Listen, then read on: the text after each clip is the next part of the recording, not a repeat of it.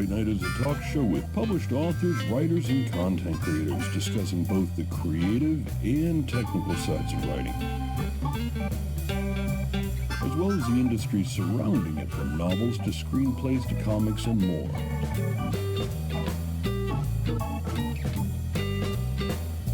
And now, here's your host, author Travis I. Sivart.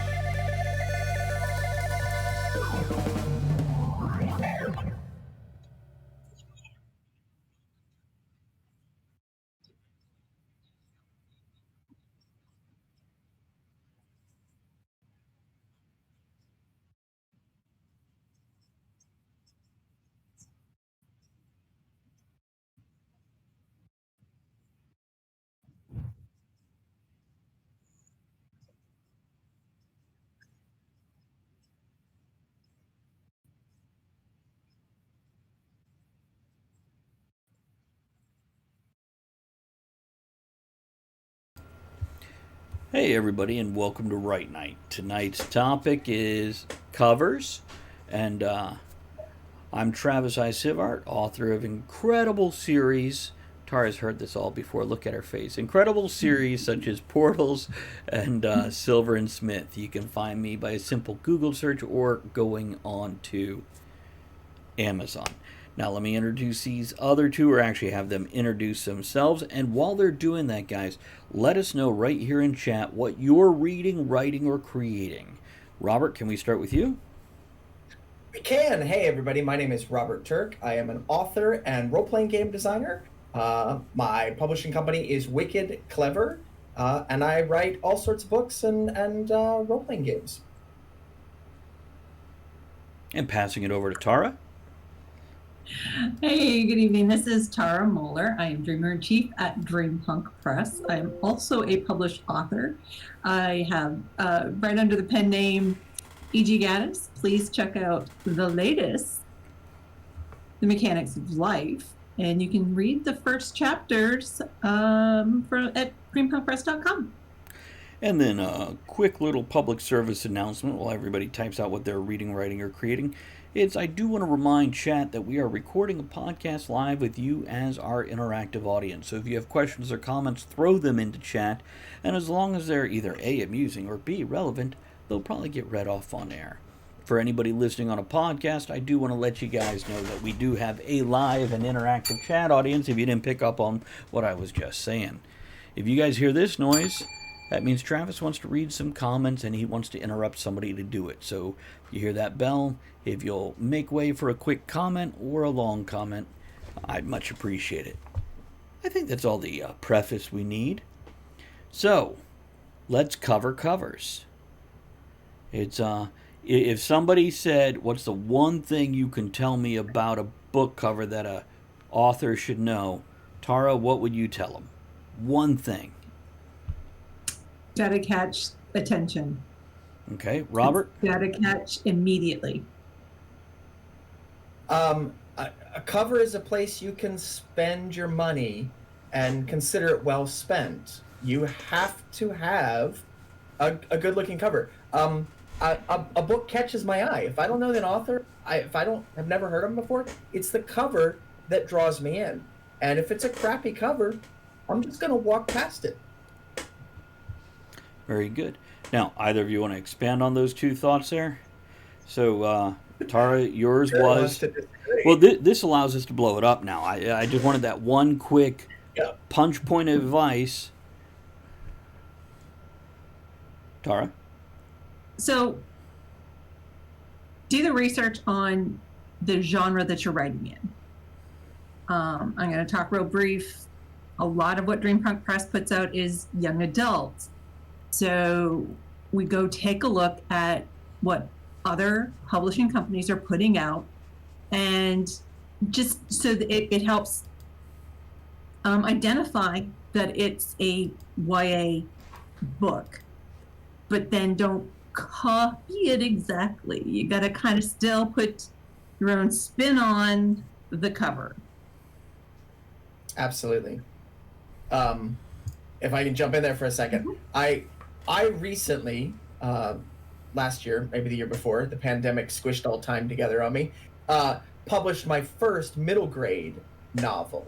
And it was not something I had ever published before. So when I was researching what I wanted my cover to look like, because I'm not in the habit as a mid 40-year-old man of reading middle grade novels, I went and I looked at what are my kids reading on their bookshelf? What are they bringing home from the library? And I went to the local librarian and I looked at the cupboard and I found the ones that I was like, oh, my kids would like this style. My kids would like this style. My kids would like this style. So I set a palette in my mind, and on Pinterest probably, of what a cover in that genre should look like. So you just said my kids would like this style. How do you know, or is that in your mind what they would like, or did they go, I like that style? I can look at the ones they're reading and ask them. I mean, that's the easy answer. I was just curious, did you part put this together in your head, or did you actually drag your kids going, hey, which cover makes you guys want to grab it?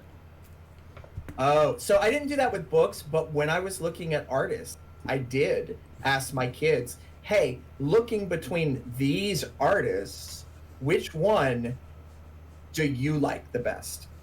And didn't give any parameters. So, but they were all sort of like in the world of my book. Right. Okay, let me ask you guys this. Now, Robert, you've been publishing how many years? Too many. Okay, and Between Tara? 7 and 10. Okay, and Tara? 9. Okay. So, what's your biggest change in covers from your first and second cover to your most recent 1 or 2 covers? What, in other words, in that time, what do you learn that you changed or don't do, or the technology changed, or whatever? By the way, a quick thing before you answer. I am drinking Writer's Tears. It's an Irish whiskey, a copper pot Irish whiskey, and I just figured I'd mention that. I'm going to try to make it a regular staple on at least this show, if not the next 2 shows after this one. I'm drinking Pepsi because if I drink alcohol, you're going to lose me. We'll have to make a special show called Hemingway, Write Drunk, Edit Sober. Tara, highlighted. I sleep.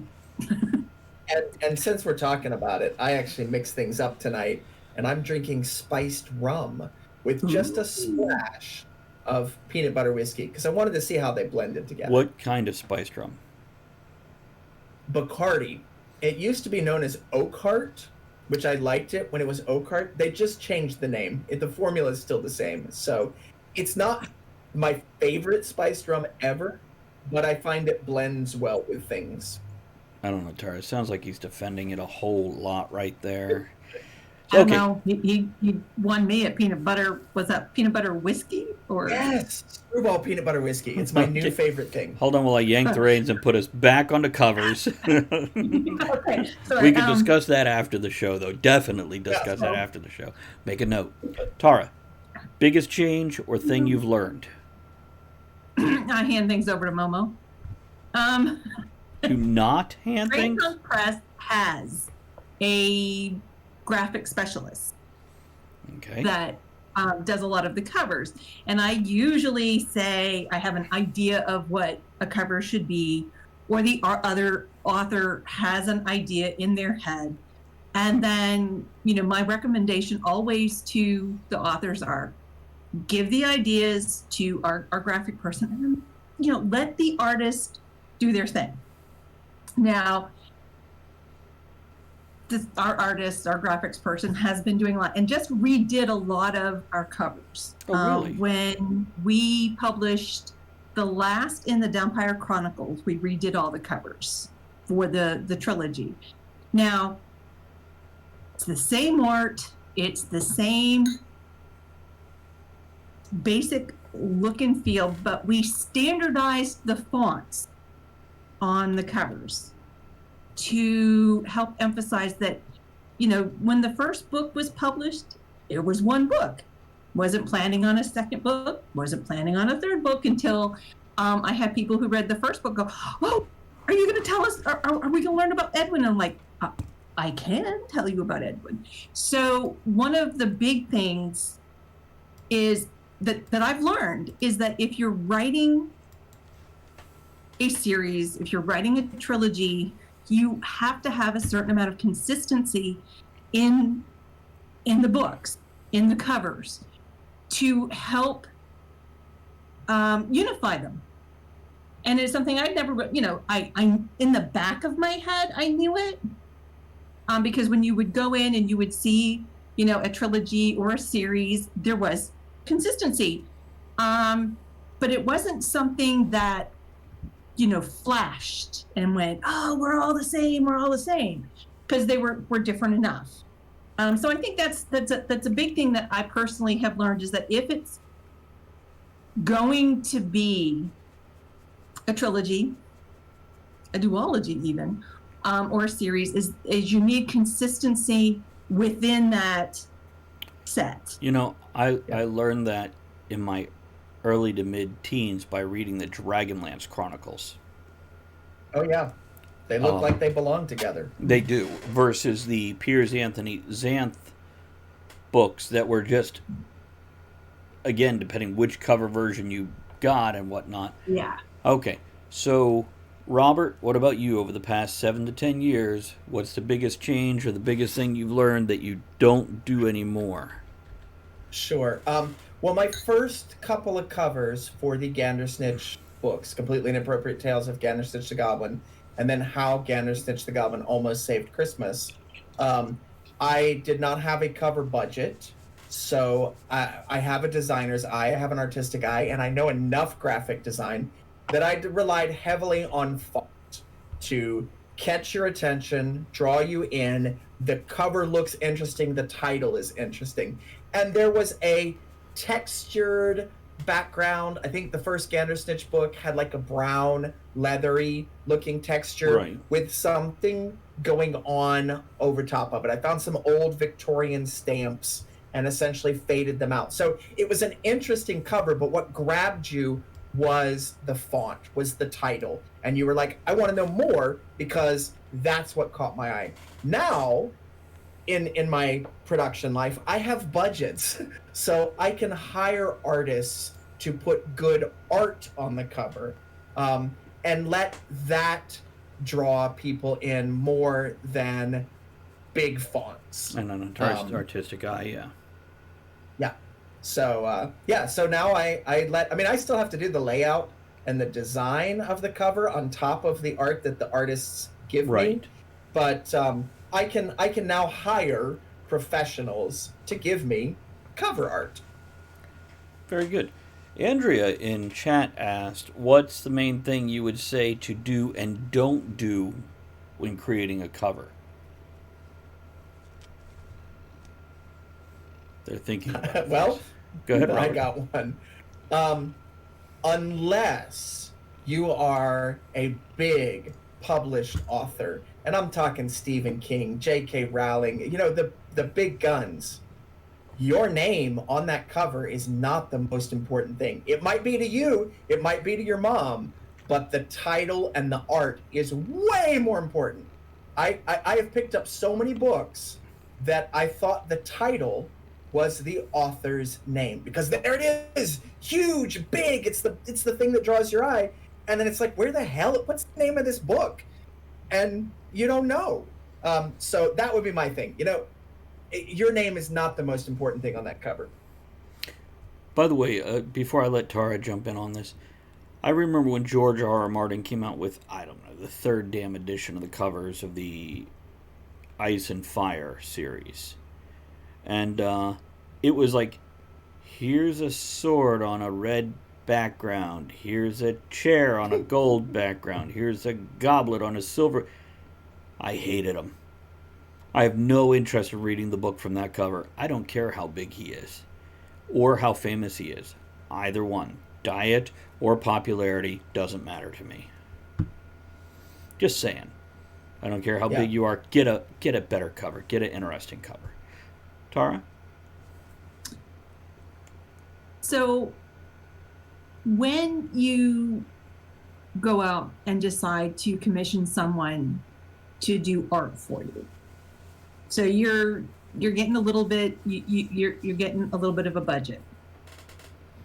You can spend $200 You can spend $1,000. Okay.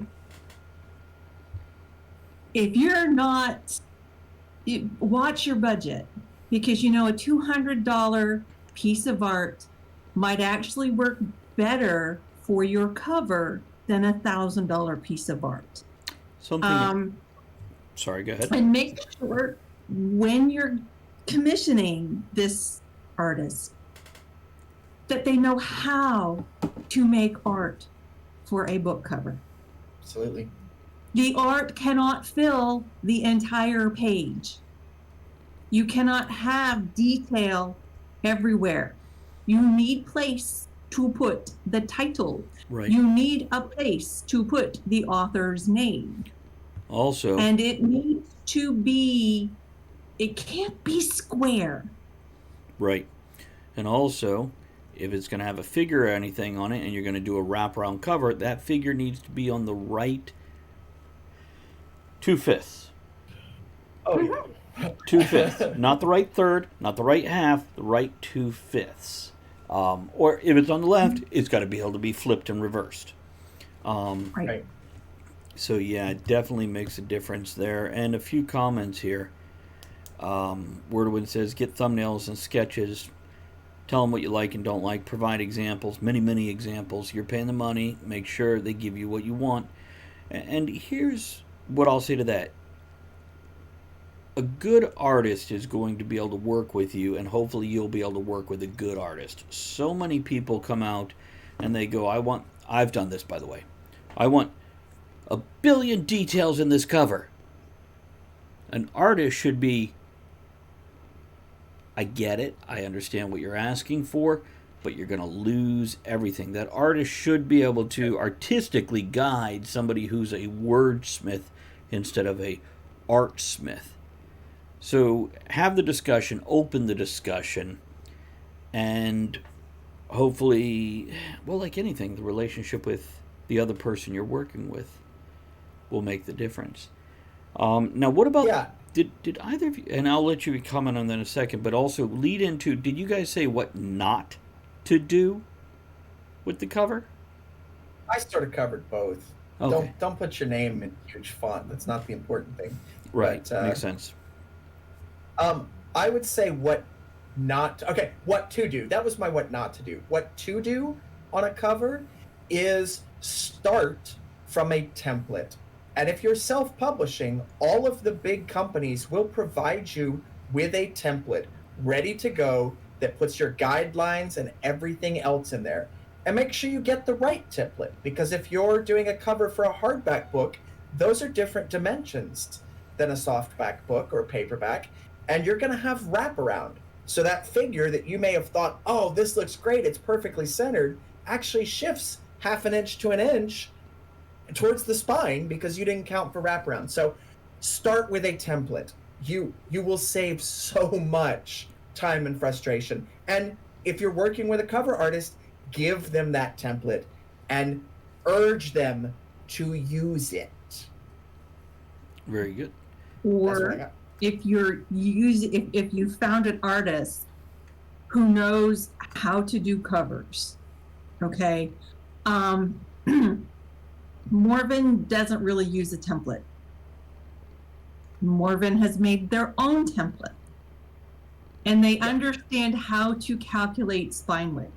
If you're going to someone and they are an artist who says they know how to do covers, if they do not ask you how many pages are going to be in your book at the size that you are printing, meaning if you're printing a 6x9 book, how many pages are going to be in that 6x9 book?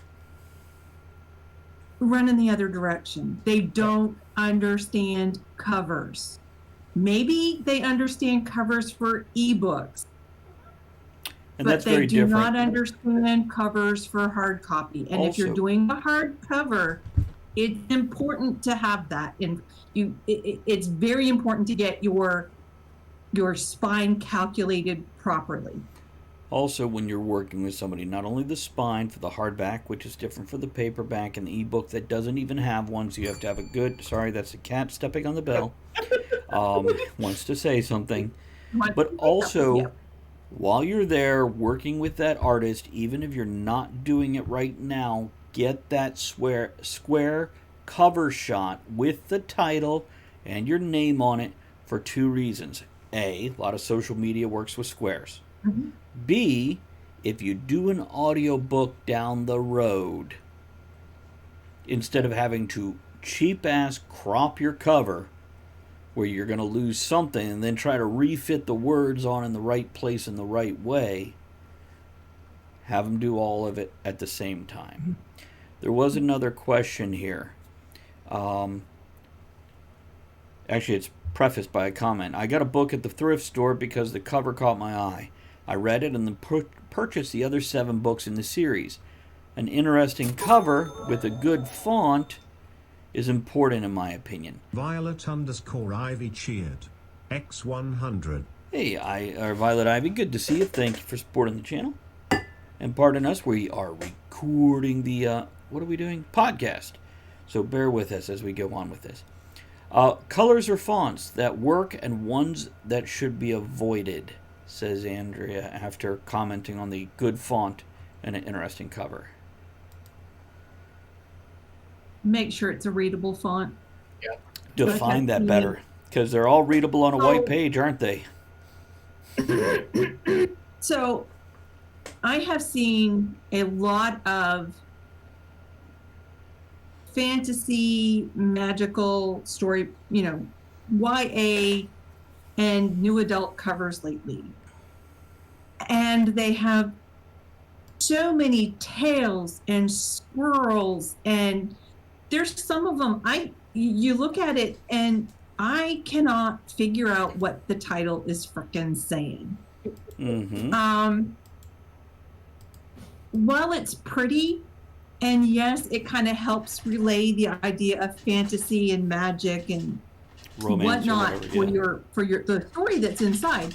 If someone can't read the title, or there's just too many swirls that it starts looking like extra S's and Q's, and please, I'm going to put it down. My kid's going to put it down. Okay, you've got to balance there. I get swirlies are a big thing right now, but here's what I'm going to say. Somebody's going to look at it and say it's beautiful, and they're not wrong. But most people are going to look at it and go, I don't know what that says. It's confusing me right now. And I don't care how pretty that cover is. You've got, they're going to walk away. Like 5 seconds to sell somebody on the cover. They'll pick it up because it's pretty. If they can't read the title, it's going to go back on the shelf, and they're going to pick up the next book. Yes, and a good guide with that, you know what your title is. So just because you can read it doesn't mean it's a legible font. Have other people look at it and ask them, not what do you think of this, show them what you're thinking and say, what does this say? And listen to them. Because if they say something different than what you think it says, unfortunately they're right and you're wrong, and you need to fix that. And this goes across... I'm sorry, go ahead. Oh, no, go ahead. This goes across the board, not just swirlies and all that stuff, which, by the way, every time somebody says swirl, I hear squirrel. Just saying. Not just the swept scripts and the thin scripts, but really any script you can't read, any font you can't read, which might be the letters are too thin, the letters are too fat, the letters bleed. You've got to look at this across the board and try to get that moderate font that gives you the swirling impression or the impact block impression or the neon sign impression. But I love, there's certain books I want to put a neon sign on. Matter of fact, you know what? Here on the live stream, if you look at the Right Knight logo, it's done like neon. But to put that on a book cover with the bleed that it has and whatnot, you'd have to reconsider. And we went through many fonts with this. before finally deciding on this one looks understandable while giving the right impression. So yeah, you got to be really. Go ahead. Andrea asked, the start of this whole conversation, fonts you shouldn't use or colors that should be avoided. Right. I personally, I think there's no such thing as a wrong font. There's a wrong font for your book. You can make, if a font fits, like some people might say, never use the typewriter font.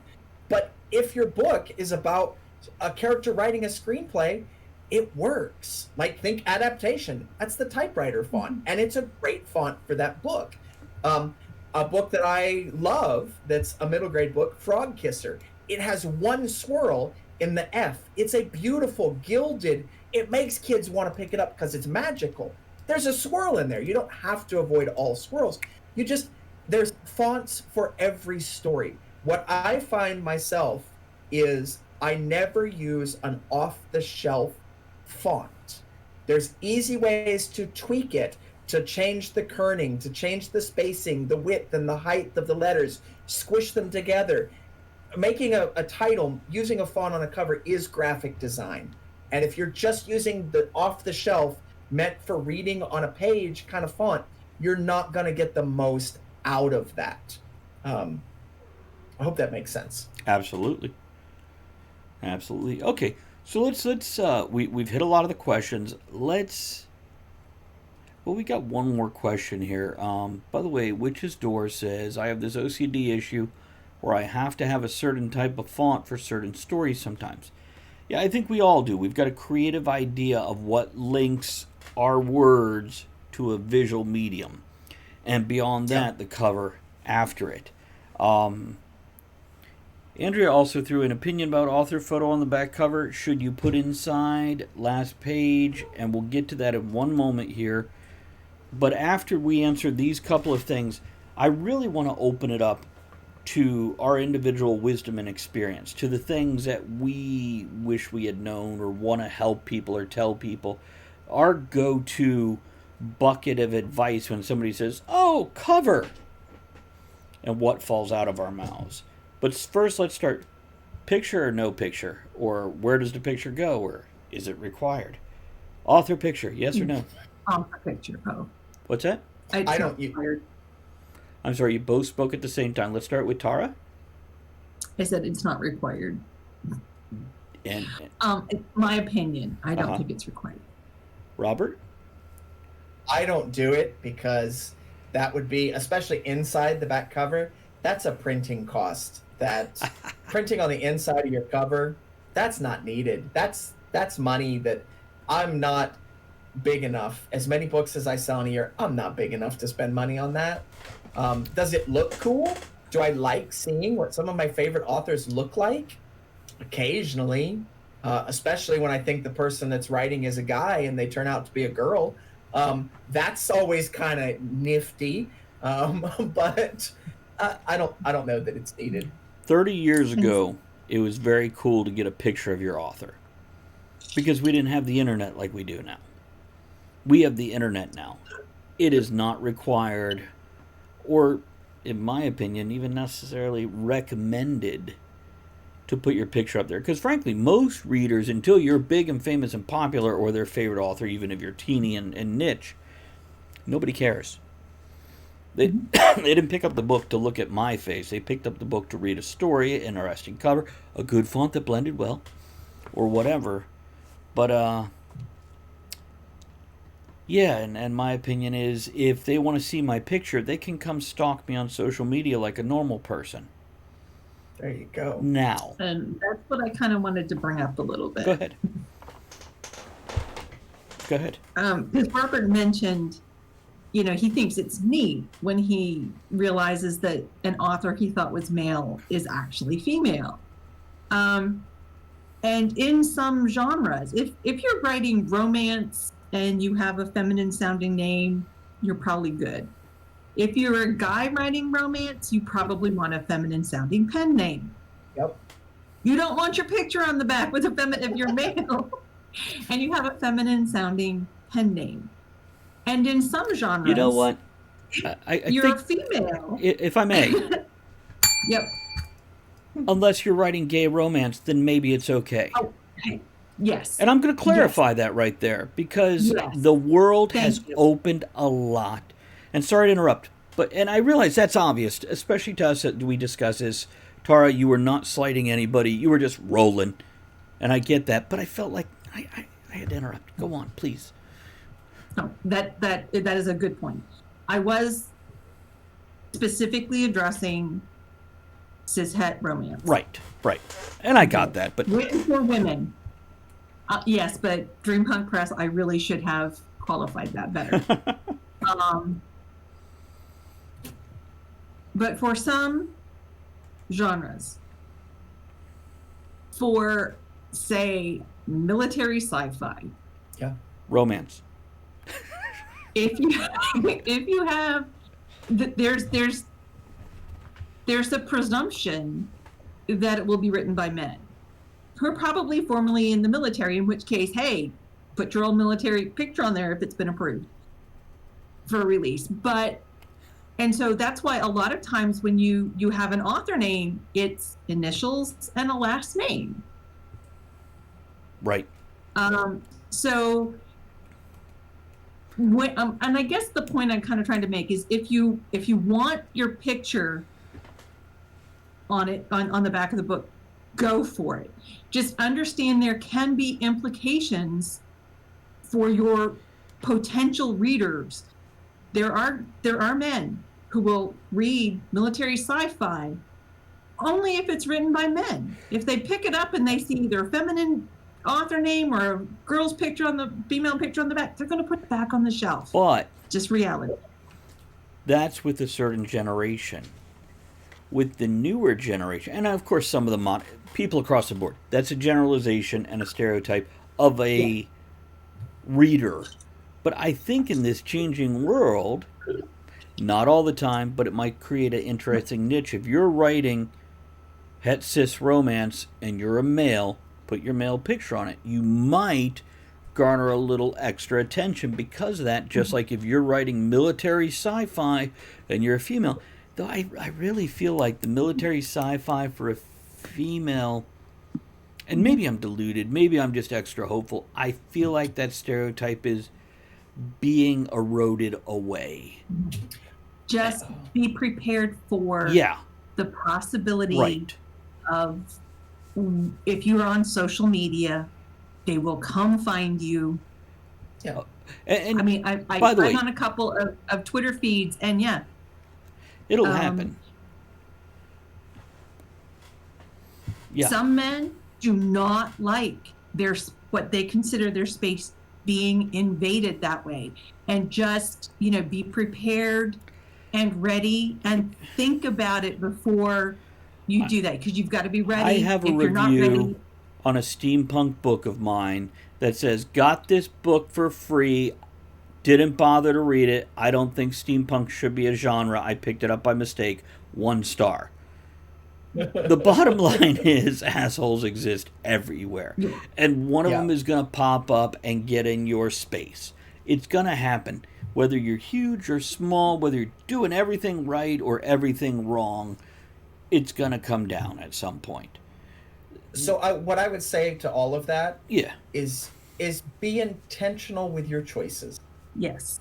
Okay? If you are writing off genre and you want to use your real name, own that choice and make it work for you. If you want your picture back there for whatever crazy reason, own it and make it work for you. It's your book. It might not be standard practice, but that doesn't mean you can't do it. Andrea brought up a very good question. What about other types of books, not just storybooks?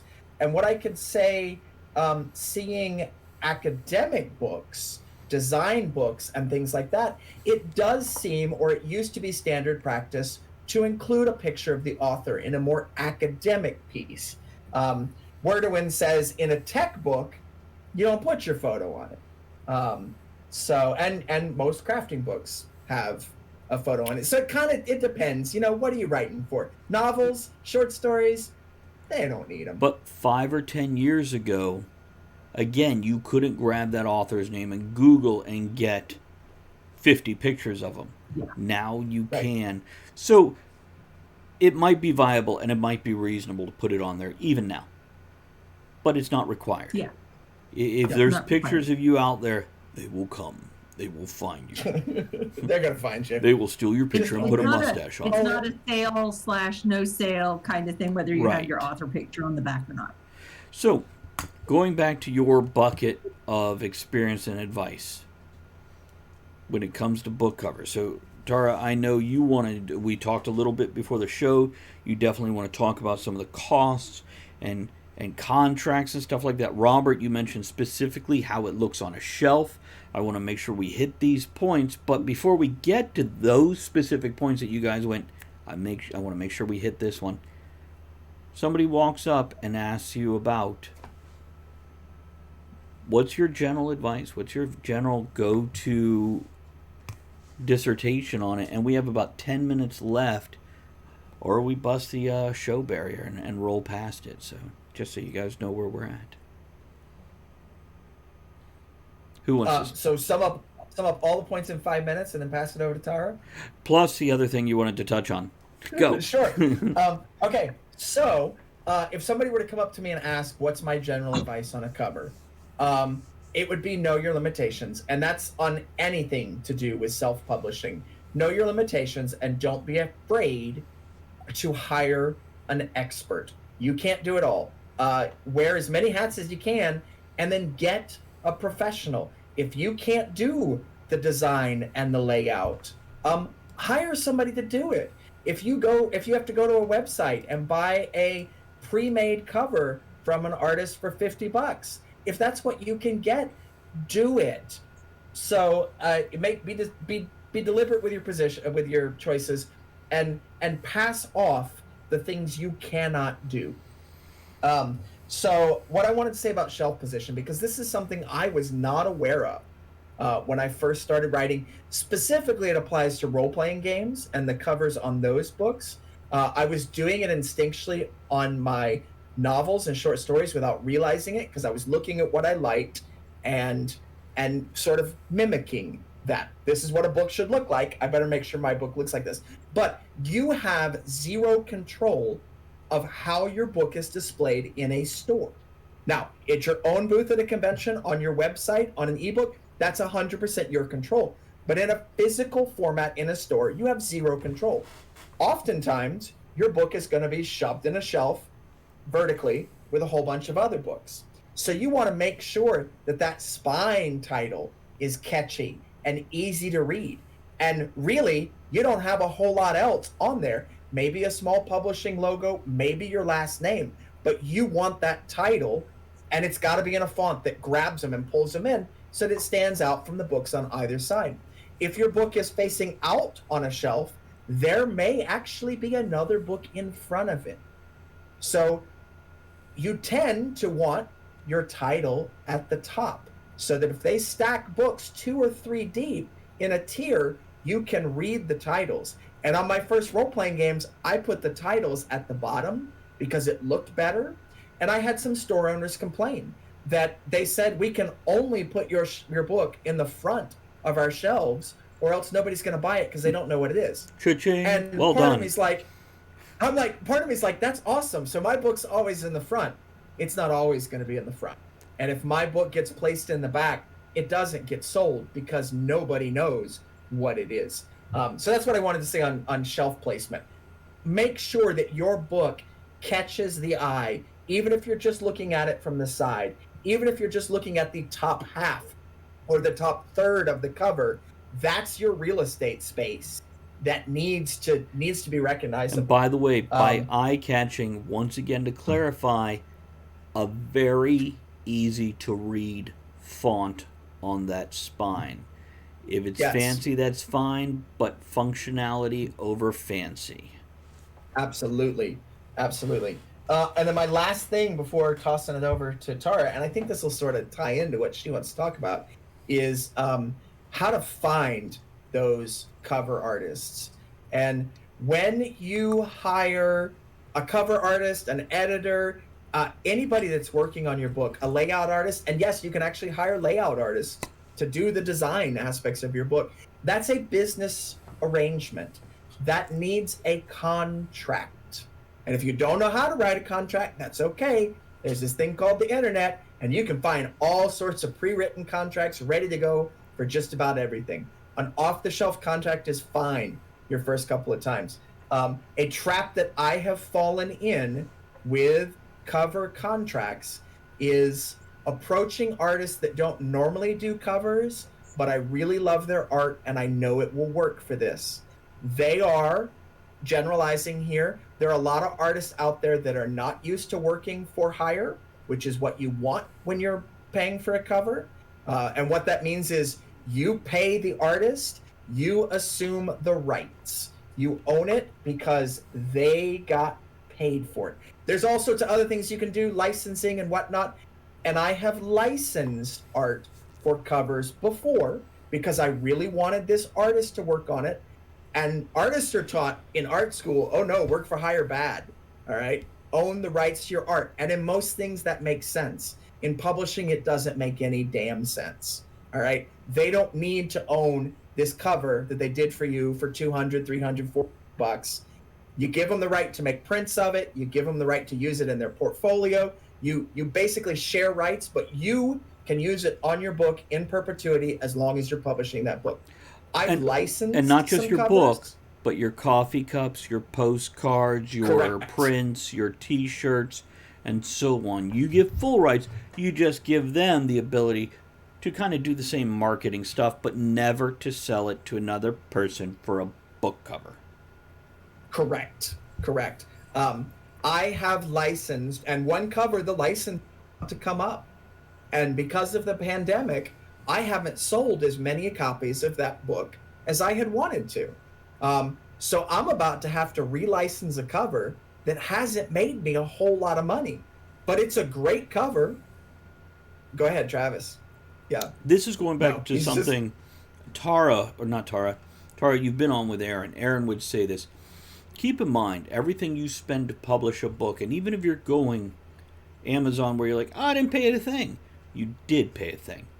If you took minimum wage and counted how many hours it took you to write, edit, next draft, design the cover, find cover art, pay for cover art, even if you're doing it all yourself with all the different hats, add all that up. Quick hello and thank you to Gary. Thank you for that subscription. Good to see you. Here's to you. Pepper Garten just subscribed. But if you Here's to guys you. look Good, at eat how much friends. you spend to put a book together, and then look at how much profit you get from that book, how many books do you have to sell to match that $50 or $5,000 to just get that base book out, depending how crazy you went or how reserved you were. Yeah. And we all have the dream of selling. Oh, I don't have a big dream. I just like to sell 1,000 copies. Yeah, good luck with that. That might take you 10 years or never. Or it might happen the first 2 weeks. Right. You don't know. But you have to understand that is money lost. And to recoup those losses, to show that value of the cover and all this other work, it takes time.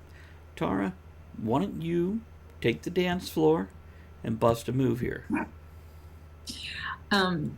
So one of the things I wanted to bring up, and I kind of touched on it earlier, is costs. You can spend $200. You can spend $1,000. If you're going to spend $1,000 on cover art, number one, you should be spending that on the entire frickin' cover, including format, having the spine. Don't spend that and just get the art. And I don't care how good it is. If I may also, that artist should also perhaps provide you with an ebook cover, the audio book cover, everything for that. Now, you can go spend $12,000 on cover art. You can spend as much as you want. But once you're getting over $600, you should be getting a custom piece with that artist doing the formatting with the template thing that we mentioned earlier for all the versions of the book. Even if you're like, well, I'm just doing an ebook. Shut up. Make them do a soft cover. Make them do a hard cover. Do the page count thing. Have it there. Yep. Yes.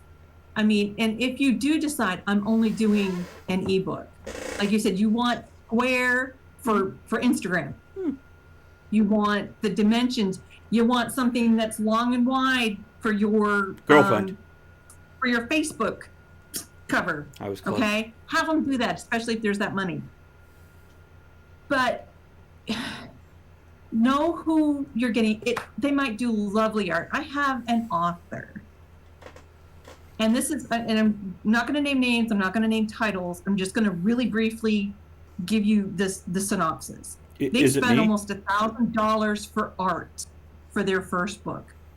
Then came to us and said, "Oh, hey, we'd like to publish da da da da." I'm like, "Sure, let's talk cover." "Oh, I've got that covered." No, they had the art. They spent almost $1,000 on a square piece of art that was not appropriate for a book cover. Because the character was huge and in the center. There was detail everywhere. And yes, it was a beautiful piece of artwork, but not really what is required for a book. And then our graphics person, Morven, had to take this square piece of art, somehow adapt it because there were specific details in that outside of the, like, we had to take and fit it to a 6x9, which is not a square. And then also within that, find somewhere That's to for put anybody a title. really bad at math. Tara's helping you out, not a square. Hey, I'm the English major, remember? I gotta remind myself. No place to put the author's name. And then figure out a back cover because there was nothing for it. So we reversed it and blurred it and whatnot. But I mean, if you're paying that much money, you should be going to someone who does art for book covers and knows how to do that art, which means they're going to leave room for your title and for the author, and they're going to leave room for that, and they're probably also going to say, "Hey, you want bookmark art? You want your the wide thing for Facebook, and you want something square for Instagram, because you know what, that's little extra stuff." But what, as an author, you don't usually realize is that the files that you get for either an ebook, right? You get something that is specifically for an ebook. You cannot use that for a print cover. Also, it will not have the proper resolution. And if you get something that is the full big front, back, cover, and spine, you need a proper application to pull just the front cover off and make it small enough to upload for ebooks. And if you're just starting off, you don't know this, which is why go do a search on Google, self-published book covers. There are lots of folks out there who know what they're doing and will give you good stuff for like $300. Couple other things to keep in mind. Learn the basics of an art program, so once you have that cover, you can drop it down to a smaller file size so you can put it on your social media. There are also places and artists you can go find on the internet. Tara, mute yourself, please. I'm getting a feedback. Thank you. There are places online you can go and buy pre-made book covers that you just slap that title on, and you're going to pay $50 to $300 for it, which is reasonable, but they have the ability to sell that cover again to somebody else quite often. That's in the contract. So not always, though. Not always, and that's where I'm heading for this. And Tara, go and unmute yourself. Once you've muted yourself for like 2-3 seconds, generally it cuts the echo feedback thing, so it should be okay now. But yeah, be wary of the contract, and by wary, I mean aware. Not afraid, just read the fucking manual. Read the fine print. Know what you're getting into. And when you screw up on that first one or that third one, don't get pissed. Fix the next one. Even if it means you got to eat that money, because I had to do this on one of my first book covers. Love the art. By the way, it wasn't great art for a book cover because it was way too detailed, as we've mentioned. But love the art. And then that artist came back at me because every time I posted it to Facebook going, I published my first book, I was not mentioning the artist's name, and they attacked me for it, publicly and privately. And I went, you know what? Let's eat that money. I will never use this person's art again.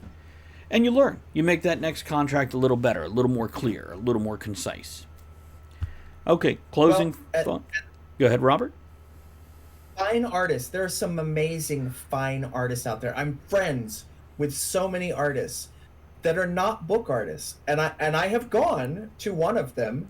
I was like, I know her art would be perfect for my next project, and I got a quote, and it was $2,000 because in her mind, she's creating this oil painting, right? It's a custom oil painting commission, and that's what she would charge a client.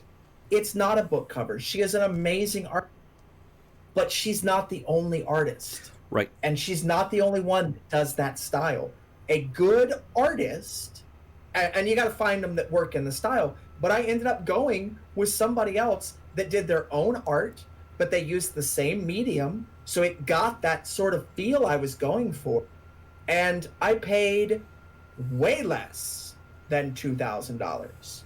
And they were happy to do it because they're not creating a giant oil painting. They're not looking at it in the same frame of mind. So it's not to say that artists that want to charge you all this are bad. They're amazing artists. They're just not book cover artists. They're working in a different way. I'm going to cut you off here, guys.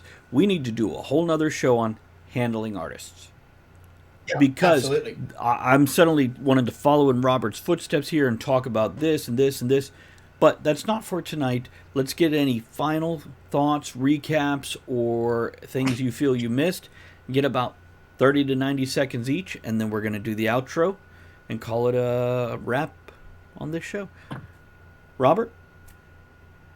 I would say you absolutely can judge a book by its cover. I do. When I walk by a bookstore, when I walk by a library, if the cover doesn't catch me, I'm not buying it. If it looks sloppy or unprofessional, I expect the inside to be the same. It's not worth my money. So get a good cover. Tara? Don't be afraid of pre-mades. Please go out there. You can find some really, really great ones. You can find ones where they've already got it set up for a trilogy, and you can get packages where they give you for a ebook, for your your physical copy, your paperback, and a square one for your audiobook. Yes. And it's not, I understand that's just a repackaging of what they've already done. Don't be afraid of pre-mades. Just make sure you know what you're getting and check for that they're not going to, usually there's an upcharge, that they're not going to sell that cover to another author. Okay, you can do it. And I'm going to go to the business side, folks. Besides, realize what it takes to recover the money you put into your book. Contracts. And if you're doing an artist, and then you're doing a design person, and then you're doing a formatter and an editor, contract. Realize what you're paying for, get what you're paying for. And learn when you fuck it up. And fix it next time. It's as simple as that. Life happens. Don't get frustrated. Have a moment to swear and stomp around the room, and then get over it and be ready to do it better next time. Okay. Want to thank everybody here. Let me check the mailbag real quick. I don't think we have anything, but sometimes things come in when I'm not looking. Let me pop over here. Now, if you guys do want to email us, you can email us at writenightshow@gmail.com. That's right, WRITE, night, NIGHT, show@gmail.com, with shows you'd like to hear or topics you'd like us to talk about. You can ask questions, put your thoughts in on certain things, etc. Just send a birthday message or a well wish to somebody you adore. Could be Robert, could be Tara, could be me. Hard to say. Other than that, I want to thank everybody for supporting Right Night by hanging out in chat, downloading and sharing the podcast in different places, as well as everybody here on twitch.tv/Travis Tavern Talk who supports us by subscribing, following, throwing bits, hosting, picking up merchandise, and all the other things you incredible people do. Now, let's let Cogsley take it away with our outro, and we will catch you on the next episode of Write Night.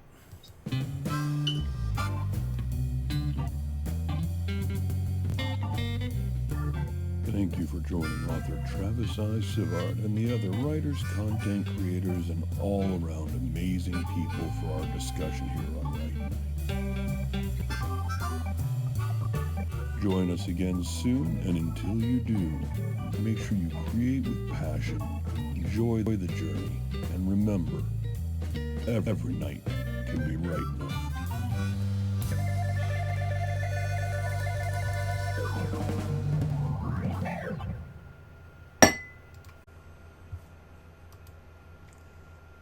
Oh,